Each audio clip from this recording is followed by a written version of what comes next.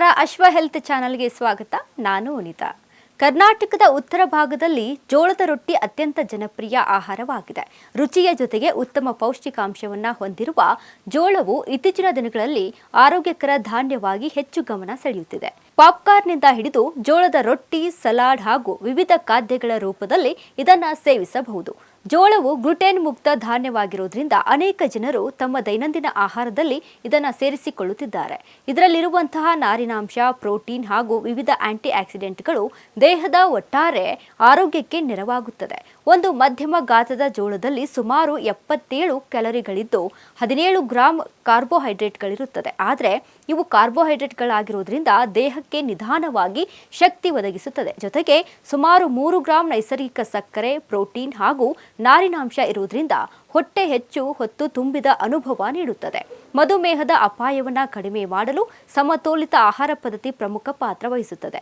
ಜೋಳದಲ್ಲಿರುವಂತಹ ನಾರಿನಾಂಶ ಹಾಗೂ ಸಂಕೀರ್ಣ ಕಾರ್ಬೋಹೈಡ್ರೇಟ್ಗಳು ರಕ್ತದಲ್ಲಿನ ಸಕ್ಕರೆಯ ಮಟ್ಟವನ್ನು ನಿಧಾನವಾಗಿ ಹೆಚ್ಚಿಸಲು ನೆರವಾಗುವ ಕಾರಣ ಮಧುಮೇಹ ಇರುವವರು ಇದನ್ನು ಆಹಾರದಲ್ಲಿ ಸೇರಿಸಿಕೊಳ್ಳಬಹುದು. ಜೋಳದಲ್ಲಿ ಲೂಟಿನ್ ಮತ್ತು ಜಿಯಾಕ್ಸಾಂಥಿನ್ ಸೇರಿದಂತೆ ಕ್ಯಾರೋಟಿನಾಯ್ಡ್ಗಳು ಕಂಡುಬರುತ್ತವೆ. ಇವು ಕಣ್ಣಿನ ಆರೋಗ್ಯವನ್ನು ಕಾಪಾಡಲು ಸಹಕಾರಿಯಾಗಿದ್ದು ವಯೋಸಹಜ ಕಣ್ಣಿನ ಸಮಸ್ಯೆಗಳ ಅಪಾಯವನ್ನು ಕಡಿಮೆ ಮಾಡಲು ನೆರವಾಗುತ್ತವೆ ಅಂತೆ.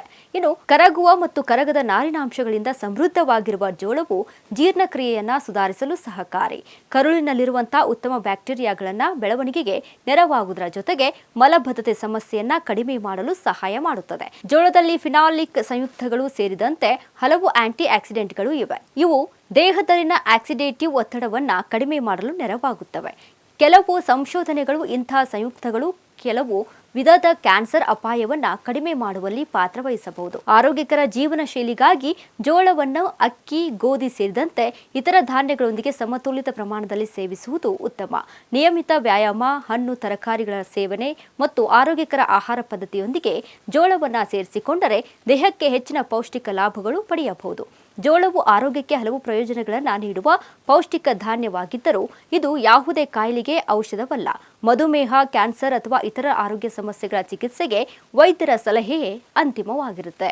ಇದೇ ರೀತಿಯಾದಂಥ ಮಾಹಿತಿಗಳಿಗೆ ನೋಡ್ತಾ ಇರಿ ಅಶ್ವ ಹೆಲ್ತ್ ಚಾನೆಲ್. ನಮಸ್ಕಾರ.